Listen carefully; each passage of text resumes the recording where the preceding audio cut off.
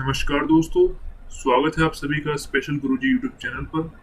दोस्तों, बहुत सारे कैंडिडेट्स जो उत्तर प्रदेश राष्ट्रीय टंडन ओपन यूनिवर्सिटी में बीएड में एडमिशन लेने वाले हैं, बहुत सारे कैंडिडेट्स का मेरे पास मैसेज आया था कि बीएड स्पेशल के अलावा बीएड जनरल की काउंसलिंग के लिए क्या क्या डॉक्यूमेंट ज़रूरी हैं, उसकी भी एक वीडियो बनाई जाए। तो दोस्तों, आज मैं आपको उत्तर प्रदेश राष्ट्रीय टंडन ओपन यूनिवर्सिटी में बीएड जनरल की काउंसलिंग के लिए क्या क्या ज़रूरी डॉक्यूमेंट चाहिए उसके बारे में इस वीडियो में बताने वाला हूँ दोस्तों। तो दोस्तों, इस वीडियो को शुरू से आखिर तक ज़रूर देखना दोस्तों, ताकि आप अच्छे से समझ पाएँ कि बीएड जनरल की काउंसलिंग के लिए आपको क्या क्या डॉक्यूमेंट लेकर जाने हैं। तो दोस्तों, आप स्क्रीन पर देख सकते हैं, ये एक कैंडिडेट का बीएड जनरल का काउंसलिंग लेटर है। तो मैंने उसकी पर्सनल डिटेल हाइड कर दी है। आप यहाँ पर ऊपर पढ़ सकते हैं, बीएड प्रथम वर्ष प्रवेश सत्र 2020-21। अगर ये बीएड स्पेशल का होता तो यहाँ पर बीएड विशिष्ट शिक्षा लिखा होता। तो ये बीएड जनरल का काउंसलिंग लेटर है। तो यहाँ पर अब अगर हम नीचे की तरफ आते हैं, तो यहाँ पर सबसे ज़रूरी है कि आपकी पात्रता मतलब एलिजिबिलिटी एडमिशन के लिए क्या है। तो यहाँ पर इन्होंने लिखा है दोस्तों, सबसे पहला नंबर जो है, परंपरागत प्रणाली यानी फेस टू फेस मोड। इसको दूसरे शब्दों में बोलें तो रेगुलर मोड। रेगुलर मोड से राष्ट्रीय अध्यापक शिक्षा परिषद यानी national council for teacher education द्वारा मान्यता प्राप्त किसी भी अध्यापक शिक्षा कार्यक्रम को पूर्ण करने वाले उत्तर प्रदेश राज्य के अभ्यर्थी, यानी एनसीटीई से रिकॉग्नाइज्ड कोई भी आपने टीचिंग कोर्स अगर किया है, वो भी रेगुलर मोड में, तो आप बीएड जनरल करने के लिए, डिस्टेंस मोड से करने के लिए एलिजिबल हैं। तो कौन कौन से कोर्स हैं जो एनसीटीई से रिकॉग्नाइज्ड हैं, यहाँ पर लिखा हुआ है दोस्तों। List of NCTE recognised courses: DEC, Ed, DPSC, DLEd, BTC, BLEd, BEd, MEd, DPEd, BPEd, MPEd, DEd, diploma in arts education, diploma in arts education performing arts, BA BEd, BSc BEd, 4 year integrated programme. यानी जो भी teaching course NCTE से recognised है और वो आपने regular mode में पूरा किया है, यानी फेस टू फेस मोड में पूरा किया है, और आपके पास उसकी डिग्री डिप्लोमा है, तो आप ओपन से जनरल बीएड करने के लिए उत्तर प्रदेश राष्ट्रीय टंडन ओपन यूनिवर्सिटी से एलिजिबल हैं। इसके यहाँ पर इन्होंने लिखा है अथवा, यानी या तो एनसीटीई रिकॉग्नाइज्ड आपने कोई कोर्स किया हो रेगुलर मोड में, या अथवा उत्तर प्रदेश में स्थित किसी प्रारंभिक विद्यालय में कार्यरत प्रशिक्षित शिक्षक, यानी या तो आपने टीचिंग कोर्स किया हो एनसीटीई रिकॉग्नाइज्ड, या फिर आप उत्तर प्रदेश के किसी रिकॉग्नाइज्ड स्कूल में अभी इन सर्विस टीचर हों, यानी आप अभी उस समय उस स्कूल में काम कर रहे हों, चाहे वो स्कूल प्राइवेट हो या सरकारी हो, लेकिन वो स्कूल राज्य सरकार या केंद्र सरकार द्वारा मान्यता प्राप्त होना चाहिए। तो ये इन्होंने 2 शर्तें रखी हैं। इन्होंने यहाँ पर दोस्तों अथवा लिखा है कि या तो आपके पास एनसीटीई रिकॉग्नाइज्ड कोर्स किया हो, या फिर आप इन सर्विस टीचर हों, लेकिन टीचर भी कौन हो, ट्रेंड टीचर हो, प्रशिक्षित शिक्षक। यानी प्रशिक्षित टीचर कौन होगा, जिसने टीचिंग में कोई डिग्री डिप्लोमा कोर्स किया हो और उसके बाद वो किसी स्कूल में जॉब कर रहा हो। तो अगर ये वाली शर्त आप पूरी करते हैं तो ऊपर वाली शर्त अपने आप ही पूरी हो जाएगी, क्योंकि बिना किसी ट्रेनिंग के आपको कोई भी स्कूल में जॉब नहीं देने वाला। तो दोस्तों, यहाँ पर ये 2 चीज़ें हैं। इसके अलावा क्या चीज़ें चाहिए आपको काउंसलिंग के टाइम पर? आपने बीएड कार्यक्रम में प्रवेश के लिए विज्ञान, समाज विज्ञान, मानविकी की स्नातक या परास्नातक उपाधि में कम से कम 50% अंक पाने वाले अभ्यर्थी पात्र होंगे। यानी ग्रेजुएशन या पोस्ट ग्रेजुएशन में जो भी आपकी स्ट्रीम है, आर्ट्स, कॉमर्स, साइंस, उसमें कम से कम 50% अंक अगर आपके आए हैं तो आप इसके लिए एलिजिबल होंगे बीएड के लिए। इसके अलावा इंजीनियरिंग या तकनीकी जिसमें विज्ञान और गणित की विशेषज्ञता हो, स्नातक या परास्नातक में कम से कम 55% अंक लाने वाले जो अभ्यर्थी होंगे वो बीएड में एडमिशन के लिए एलिजिबल होंगे। यानी जो इंजीनियरिंग या किसी और साइंस की फील्ड से जिसमें मैथ उनका स्पेशलाइजेशन हो, उस तरह की डिग्री में 50% नंबर लाने वाले कैंडिडेट ही बीएड में एडमिशन के लिए एलिजिबल होंगे। इसके बाद दोस्तों, बीएड कार्यक्रम में प्रवेश हेतु वही अभ्यर्थी एलिजिबल होंगे जो या तो किसी मान्यता प्राप्त विश्वविद्यालय से अंगीकृत दो विषयों के साथ स्नातक परीक्षा उत्तीर्ण किए हो, या अंग्राकित विषयों में से एक विषय स्नातक पर तथा एक विषय इंटर पर लिए हो। ये यहाँ पर विषय बताए गए हैं दोस्तों। तो आपको ग्रेजुएशन में इनमें से कम 2 विषय आपके पास होने चाहिए, तभी आप एलिजिबल होंगे बीएड में एडमिशन के लिए। ये विषय यहाँ पर बताए गए हैं: हिंदी, अंग्रेजी, भौतिक शास्त्र, रसायन शास्त्र, जंतु विज्ञान, वनस्पति विज्ञान, गणित, गृह विज्ञान, और बाकी आप पढ़ सकते हैं दोस्तों। इसके बाद दोस्तों आप देख सकते हैं जो आपकी एलिजिबिलिटी है, जो भी आपके डॉक्यूमेंट्स हैं वो 1 जुलाई 2020 को पूरे होने चाहिए। यानी जो भी आपके डॉक्यूमेंट्स हैं वो 1 जुलाई 2020 तक पूरे होने चाहिए, यानी उन पर जो डेट है रिजल्ट की वो 1 जुलाई 2020 तक या उससे पहले की डेट होनी चाहिए। उसके बाद अगर कोई डॉक्यूमेंट आपका बना है तो वो यूनिवर्सिटी में इनवैलिड माना जाएगा। इसके बाद दोस्तों दूसरा पॉइंट यहाँ पर ये है: उत्तर प्रदेश के आर्थिक रूप से कमजोर वर्ग, अन्य पिछड़ा वर्ग, अनुसूचित जाति, अनुसूचित जनजाति और अन्य विशिष्ट श्रेणी के अभ्यर्थियों को ही उत्तर प्रदेश शासन के प्रावधानों के अनुसार आरक्षण और छूट मिलेगी। यानी जो भी SC, ST, OBC वर्ग के कैंडिडेट हैं, तो अगर वो उत्तर प्रदेश के मूल निवासी हैं तो ही उनको अपनी कैटेगरी का लाभ मिलेगा। अगर वो किसी और राज्य से संबंधित हैं तो उनको जनरल कैटेगरी के तहत यानी ओपन कैटेगरी के तहत एडमिशन दिया जाएगा। कार्यरत शिक्षक की स्थिति में अभ्यर्थी को कार्यक्रम पूर्ण करने तक विद्यालय में अध्यापनरत रहना होगा, अन्यथा की स्थिति में बिना किसी सूचना के उसका प्रवेश निरस्त कर दिया जाएगा। यानी अगर आप अभी किसी स्कूल में कार्यरत हैं तो आपको बीएड जितने भी टाइम होगी, यानी 2 साल की अगर बीएड है, वैसे तो ये 2 साल की पूरी बीएड के दौरान आपको उस स्कूल में कार्यरत रहना पड़ेगा। अगर आप स्कूल चेंज करते हैं तो उसके बारे में आपको यूनिवर्सिटी को सूचना देनी होगी, वो भी लिखित में। इसके अलावा दोस्तों काउंसलिंग का जो शुल्क है वो 200 रुपये जनरल और ओबीसी कैंडिडेट के लिए है, वो नगद आपको वहाँ देना होगा, और SC ST के लिए 100 रुपये है जो नगद आपको देना होगा। कार्यक्रम की जो फीस है पहले साल की वो 16,000 रुपये बताई गई है, और ये डिमांड ड्राफ्ट के थ्रू आपको पे करनी है। और ये फीस जो है ये 16,000 रुपये ही है, क्योंकि हमने यूनिवर्सिटी में मेल करके पूछा था कि प्रोस्पेक्टस में फीस ज़्यादा बताई गई है और काउंसलिंग लेटर में कम बताई गई है, तो कौन सी फीस वैलिड है। तो मेल का रिप्लाई आया था जिसकी वीडियो मैं बना चुका हूँ दोस्तों, आप देख सकते हैं चैनल पर। तो उन्होंने बताया कि जो फीस काउंसलिंग लेटर में लिखी है वो फीस वैलिड है।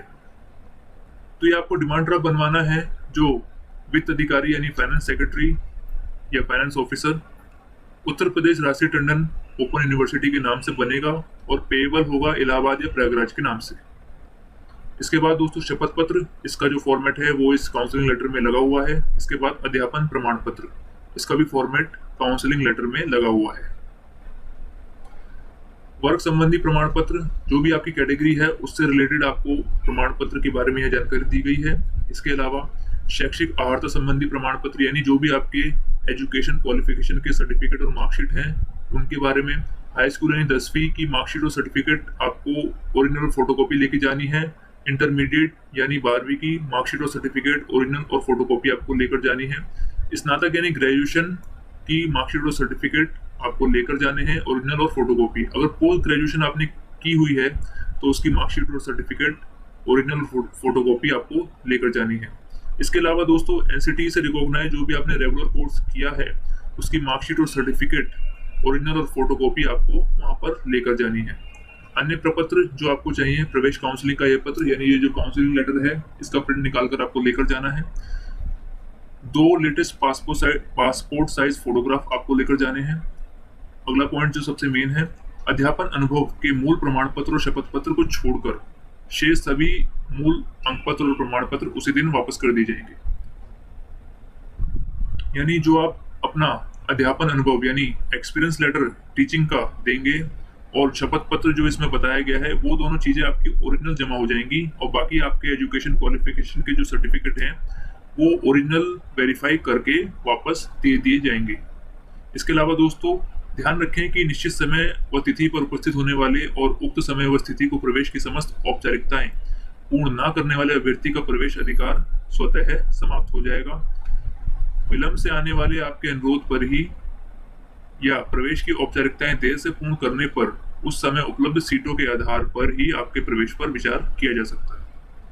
आपके द्वारा आवेदन पत्र में जाति, शैक्षिक अहर्ता, अध्यापन अनुभव अहर्ता, विकलांगता, स्वतंत्रता संग्राम सेनानी, प्रतिरक्षा वर्ग आदि की स्थिति आदि से संबंधित दी सूचनाओं तथा प्रवेश पत्र पर मुद्रित सूचनाओं के आधार पर औपबंधिक रूप से यह पत्र निर्गत किया जा रहा है।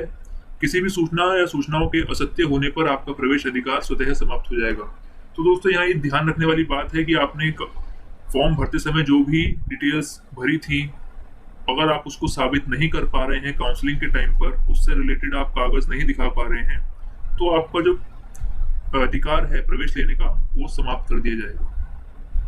इसके अलावा दोस्तों ये 10 इनके स्टडी सेंटर हैं जहां पर आपको सीट अलॉट होंगी। इसके बाद दोस्तों आगे बढ़ते हैं। ये चेकलिस्ट है डॉक्यूमेंट्स की जो आपको काउंसलिंग के टाइम पर दिखाने हैं।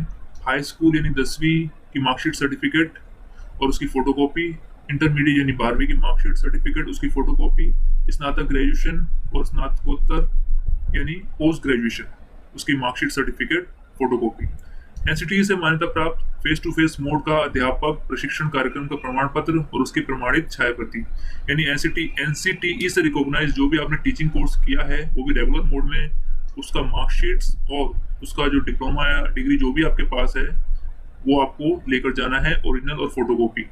मूल जाति प्रमाण पत्र यदि लागू होता है तो उसकी ओरिजिनल और फोटोकॉपी लेके जाना है। विकलांगता प्रमाण पत्र और स्वतंत्रता सेनानी से संबंधित पत्र, प्रतिरक्षा कर्मचारी से संबंधित प्रपत्र, मूल अध्यापन प्रमाण पत्र और उसकी प्रमाणित छाया प्रति यानी ओरिजिनल एक्सपीरियंस लेटर टीचिंग का वो लेके जाना है और उसकी फोटोकॉपी भी लेकर जानी है। और ये बाकी की जो चीजें हैं वो आप देख सकते हैं। काउंसलिंग के लिए 200 रुपये और 100 रुपये जो भी आपके ऊपर लागू होंगे वो आपको देने हैं। 16,000 रुपये कार्यक्रम की फीस है। 2 लेटेस्ट पासपोर्ट साइज फोटोग्राफ आपको लेकर जाने हैं। उसके बाद दोस्तों आपकी काउंसलिंग जो लेटर है उसमें ये एक फॉर्म है छोटा सा, ये आपको भरना है जिसमें आपको रोल नंबर, कैटेगरी, सब कैटेगरी अगर कोई है तो वो भरनी है। फिर यहाँ डेट ऑफ बर्थ, आपका जेंडर, धर्म, राष्ट्रीयता, सामान्य सी बात है कि आप इंडियन ही हैं, और यहाँ पर आपको ग्रामीण या शहरी जो भी जहाँ से भी आप बिलोंग करते हैं वो लिखना है। और यहाँ पर आपको latest passport size colour photograph paste करना है। इसके बाद दोस्तों आपको अपना पूरा नाम हिंदी और इंग्लिश में लिखना है। इंग्लिश में लिखते समय ध्यान रखें कैपिटल लेटर्स में लिखना है। पिता का पूरा नाम हिंदी और इंग्लिश में, माता जी का नाम और अपना पूरा एड्रेस हिंदी और इंग्लिश में आपको यहाँ पर लिखना है। मोबाइल नंबर, लैंडलाइन नंबर अगर कोई है तो वो लिखना है और अपना पूरा ईमेल एड्रेस लिखना है यहाँ पर। इसके बाद दोस्तों आपने जो क्वालिफिकेशन ली है उसकी डिटेल यहाँ पर आपको भरनी होगी। High school, intermediate, BA, BCom जो भी आपने किया है, एमए, एमकॉम, एमएससी और एनसीटी से रिकॉग्नाइज जो भी आपने कोर्स किया है उसकी डिटेल यहाँ पर आपको भरना है। यानी बोर्ड भरना है, किस संस्था से किया है, आपके कॉलेज का नाम, अनुक्रमांक यानी आपका रोल नंबर, किस वर्ष से आप पास किए हैं वो लिखना है और परसेंटेज आपकी लिखनी है कितनी आई थी और क्या क्या सब्जेक्ट आपके पास थे वो लिखना है। इसके बाद दोस्तों अध्यापन अनुभव यदि लागू हो, अगर आपने कहीं टीचिंग की है पहले कभी और उसके पास आपके पास उसका एक्सपीरियंस का सर्टिफिकेट है तो वो आपको यहाँ पर दिखाना होगा। आपने कौन से विद्यालय में काम किया था और किस लेवल की संस्था थी, यानी प्राइमरी लेवल था, सेकेंडरी या सीनियर सेकेंडरी लेवल का स्कूल था, आप कौन से विषय वहाँ पर पढ़ाते थे और कितने महीनों में या कितने साल आपने वहाँ पर काम किया है वो यहाँ पर आपको लिखना होगा। इसके अलावा दोस्तों जो आप बैंक से डिमांड ड्राफ्ट बनवाएंगे उसकी डिटेल यहाँ भरनी होगी। चलिए आगे बढ़ते हैं दोस्तों। यहाँ पर ये देख लीजिए डिक्लेरेशन है, मैं प्रमाणित करती हूँ कि इस प्रपत्र में दी गई समस्त सूचनाएं मेरी सर्वोत्तम जानकारी एवं विश्वास के अनुसार सत्य हैं। ये पूरा आपको पढ़ना है और यहाँ पर दिनांक डालनी है और यहाँ पर आपके हस्ताक्षर होने हैं। इसके बाद दोस्तों ये कॉलम जो है ऑफिस यूज के लिए है, इसमें आपको कुछ नहीं करना है। ये कुछ दिशा निर्देश हैं जो हम ऊपर से पढ़ते हुए आ रहे हैं, एक बार आप इसको अच्छे से पढ़ लें तो ज्यादा अच्छा रहेगा। इसके बाद दोस्तों बीएड पाठ्यक्रम हेतु निर्देश, अध्यापन प्रमाण पत्र निम्न प्रारूप पर संस्था के लेटर हेड पर प्रस्तुत किया जाए। यानी ये एक्सपीरियंस लेटर का फॉर्मेट है जो आपको जिस स्कूल में आपने काम किया था या कर रहे हैं उसके लेटर हेड पर ये आपको हिंदी में लिखवा कर लेकर आना है। यानी प्रमाणित किया जाता है कि श्री, श्रीमती या कुमारी जो भी आपका नाम है, पुत्र, पुत्री या पत्नी यहाँ पर आएगा, जो भी आप पर एप्लीकेबल होगा। इस संस्था में दिनांक जो भी जिस तारीख से आपने वहां पर काम करना शुरू किया था से प्रशिक्षित अध्यापक अध्यापिका के रूप में कार्यरत हैं। यह संस्था राज्य केंद्र सरकार द्वारा मान्यता प्राप्त है और उत्तर प्रदेश में स्थित है। इनके Uttar Pradesh Rashtriya Tandon open university Prayagraj BEd कार्यक्रम को करने में संस्था को कोई आपत्ति नहीं है। तो ये एक अनापत्ति प्रमाण पत्र और एक्सपीरियंस लेटर यानी इन सर्विस टीचर हैं, इसका प्रमाण पत्र, ये दोनों एक ही चीज है। तो ये आपको जिस स्कूल में आप काम कर रहे हैं या जिस संस्था में आप काम कर रहे हैं उसके लेटर हेड पर बनवाकर लिखवाकर आपको name and seal of counter sign person, उनके प्रधानाचार्य के या जो मेन अधिकारी है उस स्कूल का, उनके साइन कराने और मोहर लगवानी है। इसके बाद दोस्तों बीएड कार्यक्रम, ये आपको एक एफिडेविट बनवाना है जो 10 रुपए के नॉन जुडिशियल शपथ पत्र पर नोटरी की मोहर से सत्यापित करवाना होगा। ये एफिडेविट का फॉर्मेट है दोस्तों। तो ये आपको हिंदी में टाइप करवाना होगा कि मैं शपथ पूर्वक घोषणा करता हूं कि मैंने जिस विश्वविद्यालय से आपने बीए की परीक्षा पास की थी वो उसका नाम आएगा और कौन से वर्ष में की और कितने प्रतिशत आपके अंक आए वो यहाँ पर आएगा। उसके बाद दूसरा पॉइंट है, मैंने परंपरागत शिक्षा प्रणाली यानी फेस टू फेस मोड से एनसीटी द्वारा मान्यता प्राप्त आपने एनसीटी रिकॉग्नाइज जो भी डिग्री या डिप्लोमा किया है उसका नाम यहाँ पर आएगा। अध्यापक शिक्षा कार्यक्रम वर्ष इसमें यानी जिस वर्ष आपने पूरा किया है उसका वो वर्ष यहाँ पर आएगा। मैं डैश संस्था से उत्तीर्ण किया है यानी जो आपका कॉलेज का नाम था वो यहाँ पर आएगा। इसके बाद तीसरा पॉइंट है, मैं डैश संस्था जो राज्य सरकार या केंद्र सरकार द्वारा मान्यता प्राप्त प्रारंभिक स्तर की शिक्षा संस्था है तथा उत्तर प्रदेश में स्थित है, मैं विगत डैश वर्षों से नियमित अध्यापक अध्यापिका के रूप में निरंतर कार्यरत हूँ। तो दोस्तों यहाँ पर आप देख सकते हैं कि इस फॉर्मेट में ये लिखा है कि आप इन सर्विस टीचर हैं, यानी अगर आप इन सर्विस टीचर हैं तो आपको यहाँ पर ये भरना होगा कि मैं जो भी विद्यालय में आप काम कर रहे हैं और कब से काम कर रहे हैं वो आपको यहाँ पर दिखाना होगा। तो दोस्तों यहाँ पर एक कंफ्यूजन वाली स्थिति ये है कि आपने ऊपर देखा कि वहाँ अथवा लिखा था कि एनसीटी रिकॉग्नाइज्ड डिप्लोमा चाहिए या फिर आप इन सर्विस टीचर हों किसी स्कूल में, वो भी मान्यता प्राप्त स्कूल में। तो यहाँ कंफ्यूजन ये है कि ये दोनों चीजें ही मांगी जा रही हैं या दोनों में से कोई एक अगर शर्त आप पूरी करेंगे तो आपको एडमिशन दिया जाएगा। तो दोस्तों अगर आप ये सोचें तो अच्छा ये रहेगा कि आप दोनों ही चीजें लेकर जाएं, यानी एनसीटी रिकॉग्नाइज्ड डिप्लोमा तो जरूर चाहिए ही चाहिए, उसके बिना तो आपको एडमिशन मिल ही नहीं सकता किसी भी कीमत पर। उसके अलावा दोस्तों अगर आप किसी स्कूल में अभी कार्य कर रहे हैं किसी प्राइवेट या सरकारी स्कूल में, तो वहां से आप इन सर्विस टीचर यानी वहां से आप ये लिखवा लें कि आप उस स्कूल में कार्यरत हैं और कब से कार्यरत हैं। तो ये दोनों चीजें अगर आप लेकर जाएंगे तो आपके लिए ज्यादा अच्छा रहेगा। आपसे वहां पर जो भी चीज मांगी जाएगी तो आप उनके सामने प्रस्तुत कर सकते हैं ताकि आपको किसी भी दिक्कत का सामना ना करना पड़े। इसके बाद दोस्तों चौथा पॉइंट इसका ये है, मैं बीएड कार्यक्रम पूर्ण करने की अवधि के दौरान अपनी शिक्षण संस्था में अध्यापक अध्यापिका के रूप में लगातार कार्यरत रहने के लिए प्रतिबद्ध हूँ। तो दोस्तों यहाँ पर ये आप पढ़ सकते हैं कि जब आप ओपन से बीएड करते हैं तो ओपन से बीएड करने की एक शर्त ये रखी जाती है कि आप जिस भी स्कूल में कार्यरत हैं तो बीएड करने के दौरान आप इन सर्विस होने चाहिए। यानी मान लीजिए आपने आज बीएड में एडमिशन लिया है तो बीएड के खत्म होने तक आप किसी ना किसी स्कूल में अध्यापक के रूप में कार्य कर रहे हों, यह अनिवार्य है। अगर आप मान लीजिए आपने बीच में स्कूल चेंज किया है तो उसकी सूचना आपको अपने विश्वविद्यालय को देनी भी अनिवार्य है, जैसा कि यहाँ पर बताया गया है। मैं पांचवा पॉइंट पढ़ते हैं, मैं उत्तर प्रदेश राष्ट्रीय टंडन ओपन यूनिवर्सिटी के बीएड कार्यक्रम में प्रवेश के लिए अर्ह हूँ यानी एलिजिबल हूँ। यदि भविष्य में ज्ञात होता है कि मैं प्रवेश में एलिजिबल नहीं थी तो इसका पूरा जो रिस्पॉन्सिबिलिटी है मेरी होगी। विश्वविद्यालय द्वारा मेरा प्रवेश कैंसिल कर दिया जाएगा, मेरे द्वारा जमा जो शुल्क की राशि है वो जब्त कर ली जाएगी तथा जमा की गई किसी भी राशि को विश्वविद्यालय से वापस लेने का मैं कोई दावा नहीं करूंगा या करूंगी। छठा पॉइंट है, बीएड सत्र 2020-21 में प्रवेश के लिए दी गई मेरी समस्त सूचनाएं मेरी सर्वोत्तम जानकारी और विश्वास के अनुसार सत्य है। इसके बाद नोटरी की मोहर, यहाँ पर आपका शपथकर्ता के पूर्ण हस्ताक्षर और स्पष्ट शब्दों में नाम और पूर्ण पता। ये आपको एक 10 रुपए के नॉन जुडिशरी स्टैम्प पेपर पर ये एफिडेविट बनवाना है और नोटरी की मोहर लगवानी है। ये जाति प्रमाण पत्र है, ये आपको लेकर जाना है। विकलांगता प्रमाण पत्र यदि कोई है तो वो लेकर जाना है। आर्थिक रूप से यानी ईडब्ल्यूएस का कोटा, उसके रिगार्डिंग आपका कोई प्रमाण पत्र है तो वो लेकर जाना है। उसके बाद प्रतिरक्षा कर्मचारी, तो उसके लिए ये फॉर्मेट है, ये आपको संबंधित अधिकारी से बनवाकर अटैच करवा कर लेकर जाना है। और ये स्वतंत्रता सेनानी यानी फ्रीडम फाइटर यदि आप पर लागू होता है तो ये आपको सक्षम अधिकारी से लिखवा कर साइन करवा कर लेकर जाना है। तो दोस्तों ये था बीएड जनरल की काउंसलिंग के लिए क्या क्या डॉक्यूमेंट चाहिए उसकी पूरी जानकारी। दोस्तों यहाँ पर अभी भी एक कंफ्यूजन वाली बात ये है कि जो सबसे ऊपर यहाँ पर बताया गया था